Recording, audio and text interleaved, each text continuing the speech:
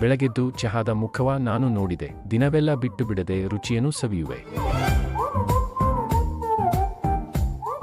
ಇತ್ತೀಚಿನ ದಿನಗಳಲ್ಲಿ ಚಹಾ ಒಂದು ಜನಪ್ರಿಯ ಪಾನೀಯಗಳಲ್ಲಿ ಒಂದಾಗಿದೆ. ಹಾಗೆ ವ್ಯಾವಹಾರಿಕ ಜಗತ್ತಿನಲ್ಲಿ ಛಾಪು ಮೂಡಿಸಿ ತನ್ನ ಸ್ವರೂಪದ ಜೊತೆಗೆ ಅದರ ರುಚಿಯ ಸ್ವಾದಿಷ್ಟವನ್ನು ಸವಿಯಲು ಜನರು ಮುಗಿಬೀಳುತ್ತಿರುವುದು ಸರ್ವೇ ಸಾಮಾನ್ಯವಾಗಿದೆ.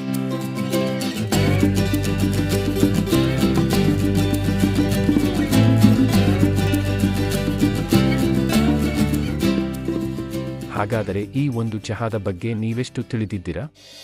ಚೀನಿ ಉತ್ಪಾದನೆಯ ಏಕಸ್ವಾಮ್ಯವನ್ನು ಜಯಿಸಲು 19ನೇ ಶತಮಾನದಲ್ಲಿ ಬ್ರಿಟಿಷರು ಚಹಾವನ್ನು ಭಾರತಕ್ಕೆ ಪರಿಚಯಿಸಿದರು. 1850ರ ದಶಕದಲ್ಲಿ ಹಿಮಾಲಯದ ತಪ್ಪಲಿನಲ್ಲಿ ನೆಲೆಗೊಂಡಿರುವ ಡಾರ್ಜಿಲಿಂಗ್ ನಗರದ ಸುತ್ತಲಿನ ಪರ್ವತ ಶ್ರೇಣಿಯಲ್ಲಿ ಮೊಟ್ಟಮೊದಲ ಬಾರಿಗೆ ಚಹಾ ವ್ಯವಸಾಯ ಪ್ರಾರಂಭವಾಯಿತು. ಅದಾಗಿ ಕೆಲವು ವರ್ಷಗಳಲ್ಲಿ ಜಗತ್ತಿನ ಚಹಾ ಉತ್ಪಾದಕ ಘಟ್ಟದಲ್ಲಿ ಭಾರತ 2ನೇ ಸ್ಥಾನವನ್ನು ತನ್ನದಾಗಿಸಿಕೊಂಡಿದೆ. ಮತ್ತೆ ಚಹಾ ಪ್ರಿಯರ ಸಂಖ್ಯೆ ಕೂಡ ಹೆಚ್ಚುತ್ತಲೇ ಬಂದಿದೆ.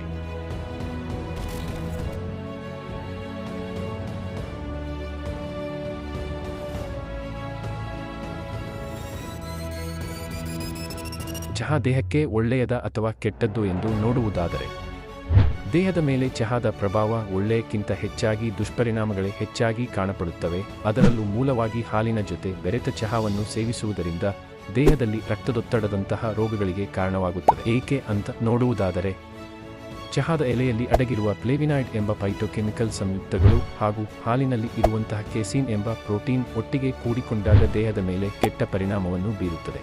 ಇದರಿಂದ ಹಲವಾರು ಅನಾರೋಗ್ಯದ ಸಮಸ್ಯೆಗಳು ಉದ್ಭವಿಸುತ್ತವೆ. ಉದಾಹರಣೆಗೆ ನಿದ್ರಾಹೀನತೆ, ಆತಂಕ, ರಕ್ತದೊತ್ತಡ, ಮಲಬದ್ಧತೆ, ತಲೆನೋವು, ಕಡಿಮೆ ಪೋಷಕಾಂಶಗಳ ಹೀರಿಕೊಳ್ಳುವಿಕೆ, ಹೆಚ್ಚಿದ ಚಡಪಡಿಕೆ, ವಾಕರಿಕೆ, ಮೊಡವೆಗಳು, ತೂಕ ಹೆಚ್ಚುಕಿಯುಳ್ಳುವುದು, ಆಮ್ಲೀಯತೆ, ಉಬ್ಬುವಿಕೆ, ಕಡಿಮೆಯಾದ ಕಬ್ಬಿಣದ ಹೀರಿಕೊಳ್ಳುವಿಕೆ.